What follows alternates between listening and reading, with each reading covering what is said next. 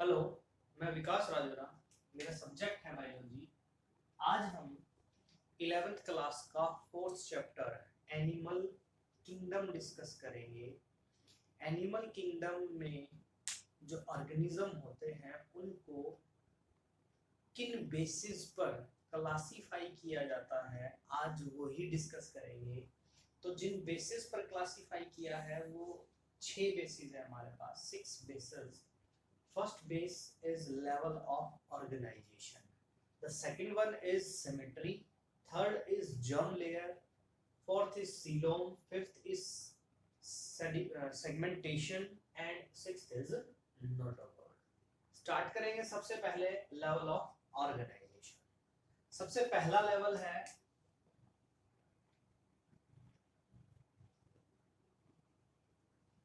cellular level of organization. क्या है cellular level of organisation?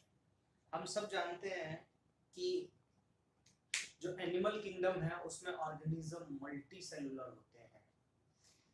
इसका मतलब मल्टी सेलुलर है तो जो उनका पैटर्न है ऑर्गेनाइजेशन का तो वो सिमिलर नहीं है।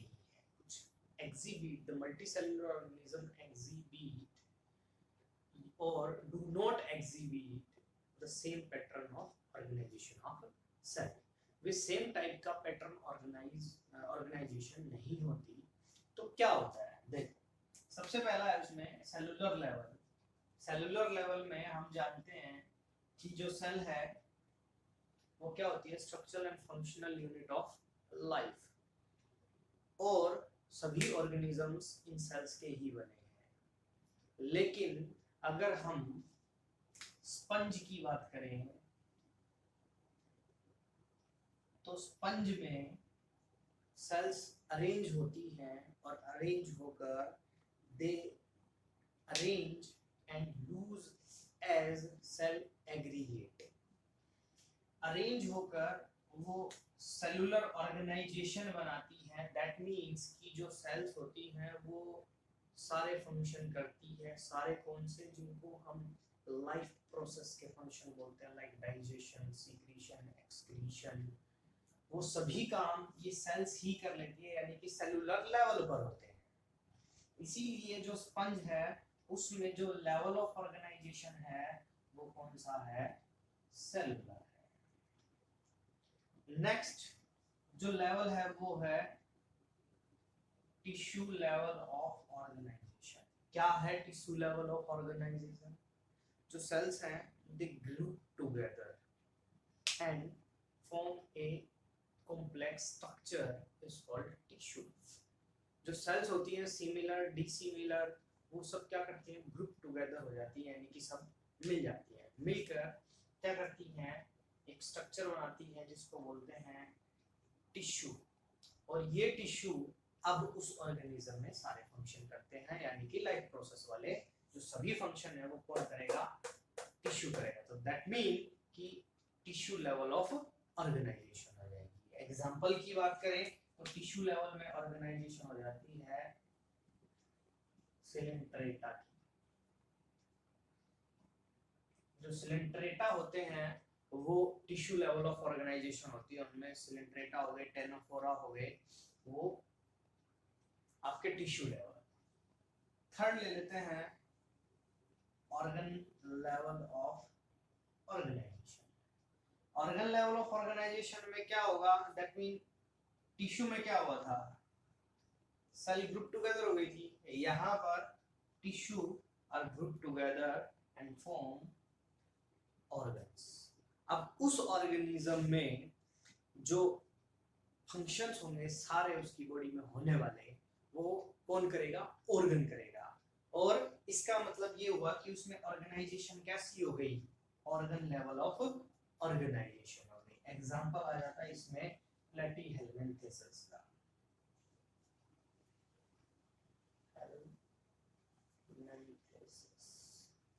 हेल्मिन्थेस, प्लेटीहेल्मिन्थेस का इसमें एग्जांपल आ जाता है जिनका ऑर्गन लेवल ऑफ ऑर्गेनाइजेशन होती है।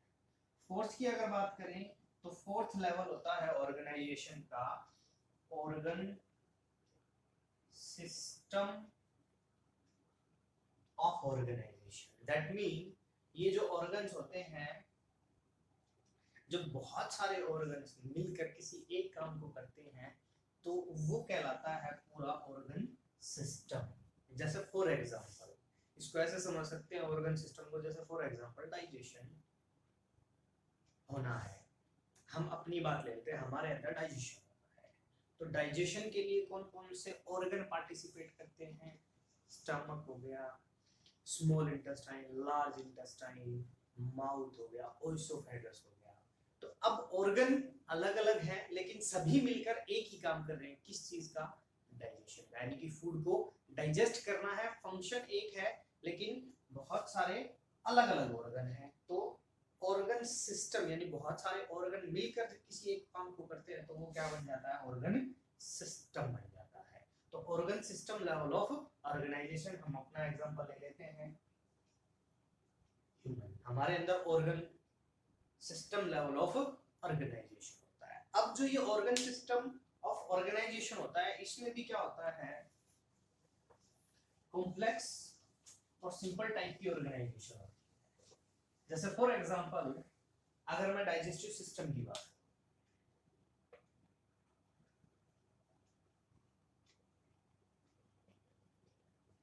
अगर हम डाइजेस्टिव सिस्टम की बात करते हैं तो जो डाइजेस्टिव सिस्टम है, जो सिंपल टाइप के ऑर्गेनिजम्स होते हैं उनमें, जैसे फॉर एग्जांपल प्लेटिहेल्मिन्थेसिस। अब प्लेटिहेल्मिन्थेसिस में क्या होगा? ऑर्गन लेवल ऑफ ऑर्गेनाइजेशन था। तो प्लेटिहेल्मिन्थेसिस में क्या होगा? फूड को इंजेस्ट करने के लिए और वेस्ट को बाहर निकालने के लिए, यानी कि अपटेक करने के लिए, और जो वेस्ट होगा उसको बाहर निकालने के लिए क्या होगी? Single opening. तो एक ही ओपनिंग है खाने के लिए भी और वेस्ट को बाहर निकालने के लिए। तो यहां पर जो डाइजेस्टिव सिस्टम हो जाएगा, जो डाइजेस्टिव सिस्टम है हमारा, वो कहलाएगा इनकम्प्लीट। और अगर हम अपनी बात करें कि खाने के लिए हमारे पास क्या है? माउथ, और वेस्ट को एक्सक्रीट आउट करने के लिए एनस, यानी कि अलग अलग ओपनिंग है। तो इसको बोलते हैं कंप्लीट डाइजेस्टिव सिस्टम। ऐसे ही सर्कुलेटरी सिस्टम होता है। जैसे फॉर एग्जांपल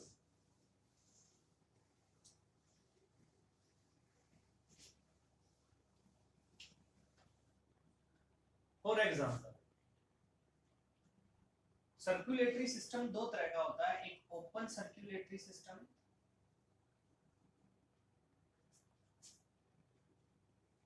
और दूसरा होता है क्लोज सर्कुलेटरी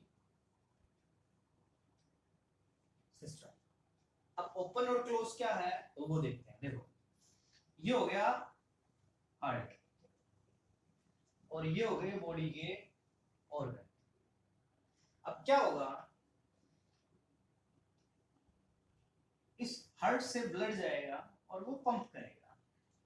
हार्ट का काम पंप करना होता है, ऑब्वियस सी बात है, वो पंप करेगा ब्लड को। जो लार्ज ब्लड वेसल्स हैं वो ऑर्गन्स के पास पहुंचेंगी और उन ऑर्गन को क्या कर देगी? ब्लड में बाथ कर देगी, नहला देगी। ये देखो लार्ज ब्लड वेसल्स हैं, ऑर्गन था ये, इस ऑर्गन को ब्लड में क्या कर दिया? बाथ कर दिया और वापस ब्लड सर्कुलेट हो गया। ये कहलाता है ओपन सर्कुलेटरी सिस्टम। अगर ये ओपन है तो क्लोज किसे बोलते हैं? क्लोज होता है, जैसे फॉर एग्जांपल ये है हार्ट। इस हार्ट से एक लार्ज वेसल्स निकलती है, ब्लड वेसल, और वो लार्ज ब्लड वेसल्स फिर फर्दर छोटी छोटी वेसल्स में बढ़ जाती है। जब इन स्मॉल वेसल्स या जिनको आप आर्टरीज और वेन्स बोलते हैं, उनके थ्रू ब्लड जो है वो किसके पास पहुंचता है? ऑर्गन्स के पास पहुंचता है। और फिर उसके बाद कैपिलरीज के थ्रू वापस हार्ट के पास पहुंचता है तो इसको बोलते हैं क्लोज्ड सर्कुलेटरी सिस्टम। डिफरेंस नजर आ रहा होगा, एक में ऑर्गन बात कर दिया है तो ओपन सर्कुलेटरी सिस्टम, और क्लोज्ड का मतलब जब आर्टरीज और वेन्स और कैपिलरीज के थ्रू हार्ट से ब्लड कहां पहुंचेगा, ऑर्गन्स के पास पहुंचेगा, तो वो बन जाएगा आपका क्लोज्ड सर्कुलेटरी सिस्टम। दो टर्म बताए मैंने, एक डाइजेशन के बेस पर बताया, एक सर्कुलेटरी। जब आगे हम क्लासिफिकेशन पढ़ेंगे और डिफरेंट ऑर्गेनिज्म, डिफरेंट फाइलम्स पढ़ेंगे जब हम, तो डिफरेंट फाइलम में सॉरी हम सिर्फ ये बात करेंगे कि this phylum have the complete digestive system और इनकम्प्लीट, ओपन सर्कुलेटरी और क्लोज सर्कुलेटरी। तो इसको अब आप ध्यान से सुन लें ताकि आगे चलकर जब मैं सिर्फ नाम बोलूं तो आपके दिमाग में घूम जाए, अच्छा ओपन ये था, क्लोज ये था, कंप्लीट ये था और इनकम्प्लीट ये था। तो ये था लेवल ऑफ ऑर्गेनाइजेशन। बात करते हैं अब सिमेट्री।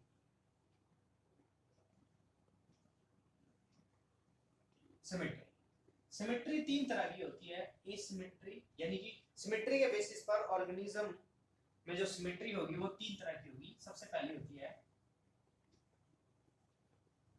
एसिमेट्री, दूसरी है रेडियल सिमेट्री, और तीसरी है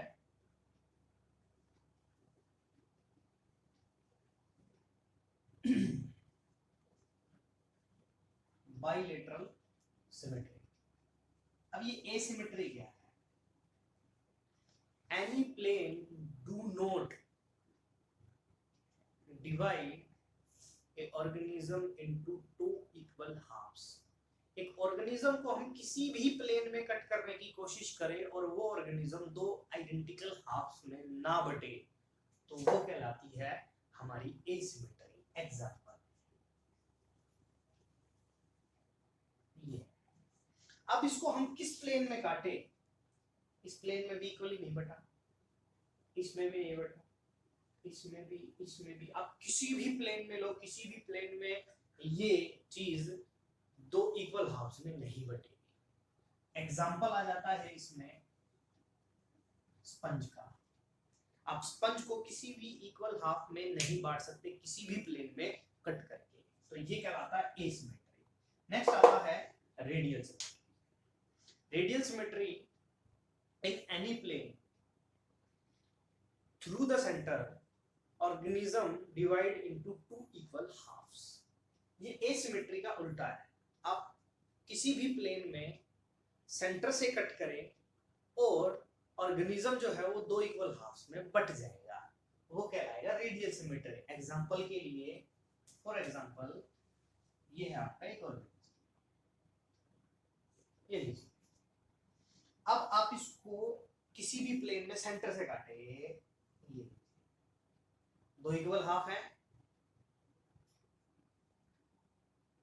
चलो अब ऐसे काट लेते हैं, दो इक्वल हाफ है, चलो यहां से भी हो गया, यहां से कट करो, दो इक्वल हाफ है, बिल्कुल है, दो इक्वल हाफ है, ऐसे कट करेंगे। दैट मीन आप किसी भी प्लेन में कट करें,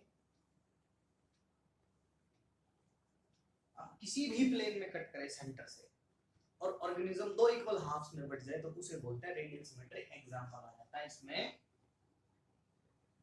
सिलेंट्रेटा का एग्जांपल। जैसे फॉर एग्जांपल आपने 10th क्लास में हाइड्रा तो पढ़ा ही होगा। हाइड्रा को आप किसी भी प्लेन में काट के सेंटर से दो इक्वल हाफ्स में बांट सकते हैं, ये आ गया रेडियल सिमेट्री। थर्ड आता bilateral symmetry. When organism cut from the center and divide into identical left and right in only one plane। एक ऑर्गेनिज्म को सिर्फ एक प्लेन से काट कर ही जब दो इक्वल हाफ्स में बांटा जा सके तो वो कहलाती है रेडियल सिमेट्री। एग्जांपल देखते हैं, एग्जांपल हम लेते हैं अपना। अब अगर मैं हूं और अगर ऐसे कट किया जाए तो ट्रंक ऊपर और लेग्स नीचे रहेंगे, नहीं हुए दो इक्वल हाफ। अगर ऐसे काट दिया जाए ऐसे लंबाई में तो भी इक्वल हाफ्स नहीं होंगे। लेकिन अगर इस तरीके से काटा जाए तो एक हाफ ये होगा और एक हाफ ये होगा। दो इक्वल हाफ में बढ़ जाएगा, लेकिन कितनी प्लेन में कट किया, सिर्फ एक प्लेन में कट हुआ सेंटर से, और दो आइडेंटिकल हाफ्स में बटे, तो उसको बोलते हैं रेडियल सिमेट्री। ये आपका कहां से शुरू हो जाता है, ये आपका एनालिड से लेकर आगे कोर डेटा तक कौन सी सिमेट्री होती है, बाइलेटरल सिमेट्री होती है। स्लिंट डेटा में ये होती है। ये थी हमारी सिमेट्री। अब बात करते हैं जम्प्स लेयर। जब एक ऑर्गेनिज्म जाइगोट से एम्ब्रियो बनता है, तो एम्ब्रियो बनता है तो उसमें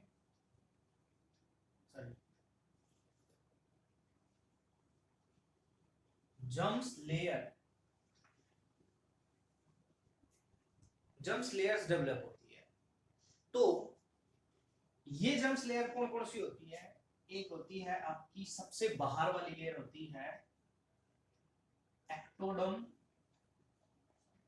दूसरी होती है बीच में होती है ये मेसोडर्म, और सबसे अंदर होती है एंडोडर्म।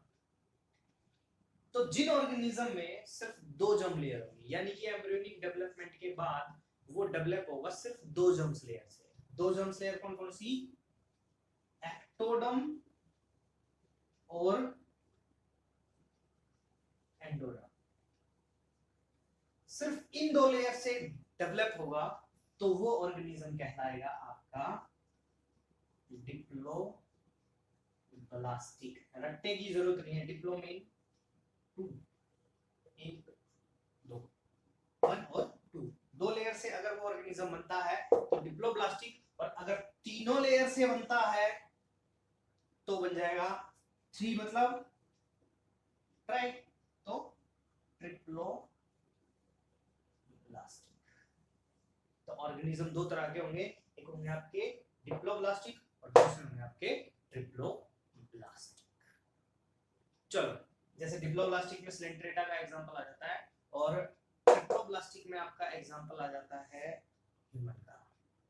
हम अपना एग्जांपल ले लेते हैं। चलो नेक्स्ट देखते हैं। उसके बाद आता है सीलोम। तो सीलोम क्या है, इस सीलोम का मतलब समझते हैं। सीलोम का मतलब होता है बॉडी कैविटी। बॉडी कैविटी कहाँ, ये है गट, गट बोले तो हमारा जो डाइजेस्टिव सिस्टम होता है, गट वॉल, और ये हो गई हमारी बॉडी वॉल। गट वॉल और ये हो गई बॉडी वॉल। गट वॉल और बॉडी वॉल के बीच में ये जो जगह होती है इसको बोलते हैं कैविटी या फिर सीलोम। अब चलो देखते हैं, तो ये सीलोम कैसे बनती है हम बात करेंगे इसी। चलो देखो, अभी हमने पढ़ा इससे पहले क्या, थ्री जम्प्स लेयर, ट्रिप्लोब्लास्टिक।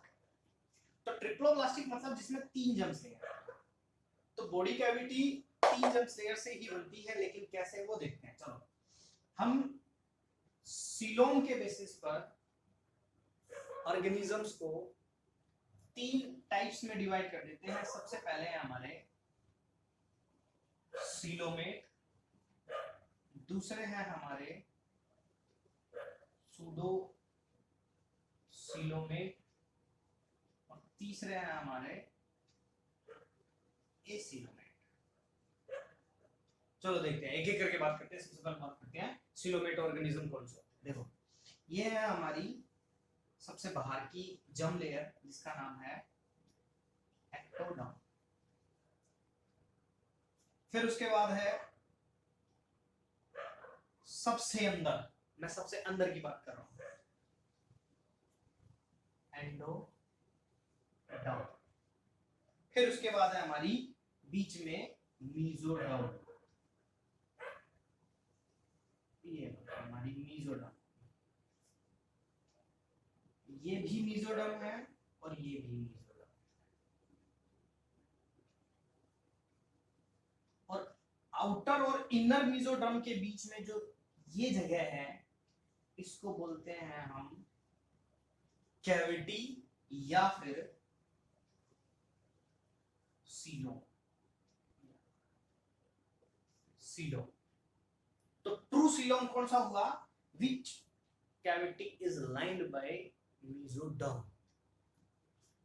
अगर वो कैविटी मेसोडर्म से लाइंड है, ये देखो ये बाहर से और ये अंदर से, तो मेसोडर्म के बीच में जो स्पेस बना है, जो कैविटी बनी है, वो कहलाती है हमारी ट्रू कैविटी।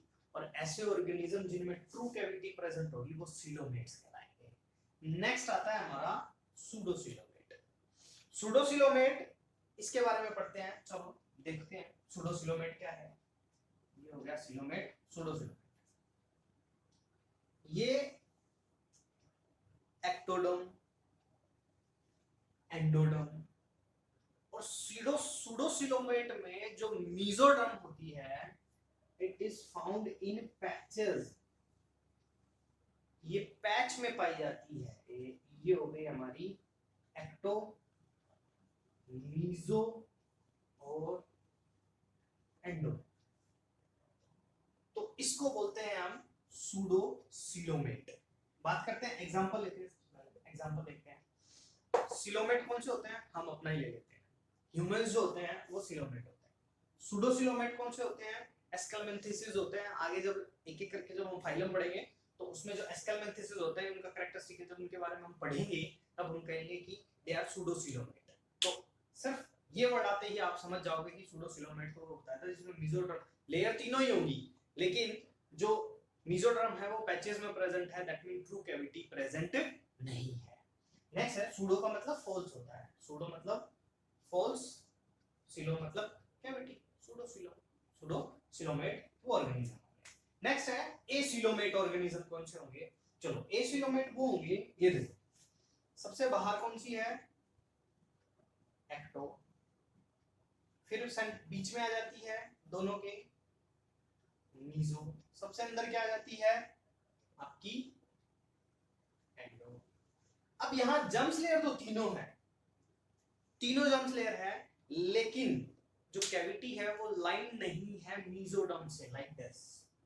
बाहर और अंदर से वो लाइन होनी चाहिए, किससे? मेसोडर्म से, तभी हम उसको बोलते हैं ट्रू सीलोम।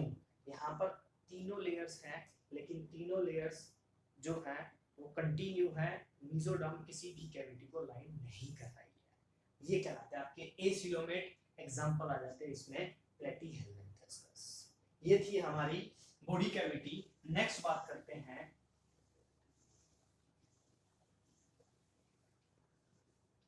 नेक्स्ट है हमारा सेगमेंटेशन। सेगमेंटेशन बड़ी सिंपल सी बात है। जब बॉडी इंटरनली और एक्सटर्नली डिवाइड हो सेगमेंट्स में, तो उसको बोलते हैं मेटामेरिक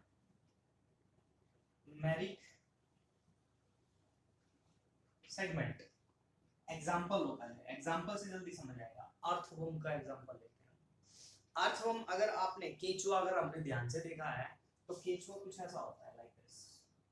और उसको हम ध्यान से देखें तो इस तरीके से आपको कट्स नजर आएंगे उसमें। तो कट का मतलब ये होता है कि उसकी बॉडी सेगमेंटेड होती है। पूरा एग्जांपल ले लेते हैं हम, लीच का एग्जांपल ले सकते हैं, जोक का एग्जांपल ले सकते हैं। जोक की बॉडी भी क्या होती है? सेगमेंटेड होती है। तो जो सेगमेंट्स हैं वो उनको मेटामेरिक सेगमेंट्स बोलते हैं, और इनको बोलते हैं, इस फेनोमेना को बोला जाता है मेटामेरिज्म। मेटामेरिज्म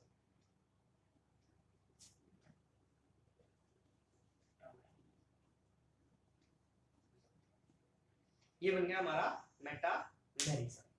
ये फेनोमेना यानी कि जिसमें बॉडी सेगमेंटेड हो, दैट इज मेटामेरिज्म कहलाता है। नेक्स्ट देखते हैं। उसके बाद आता है लास्ट फाइनल है हमारा नोटोकोड। बहुत इंपॉर्टेंट है। क्या होते हैं नोटोकोड? नोटोकोड एक रोड लाइक स्ट्रक्चर होता है जो ऑर्गेनिज्म की, जैसे फॉर एग्जांपल ये एक ऑर्गेनिज्म है, ये इसका डोर्सल साइड है,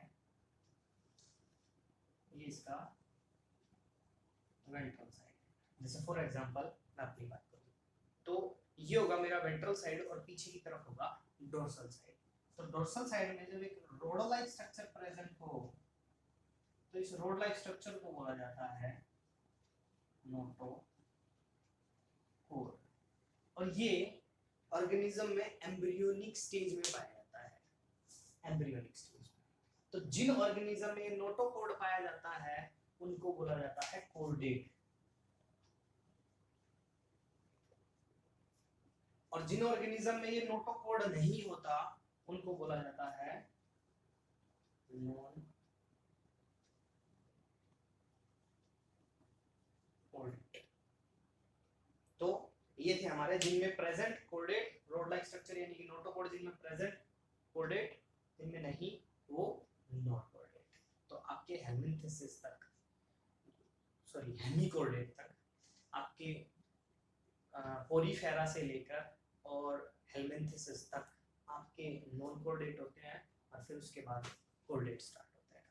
तो ये था हमारा बेसिस ऑफ क्लासिफिकेशन, ऑर्गेनिज्म यानी कि एनिमल किंगडम में ऑर्गेनिज्म को क्लासिफाई करने के लिए हमारे पास क्या क्या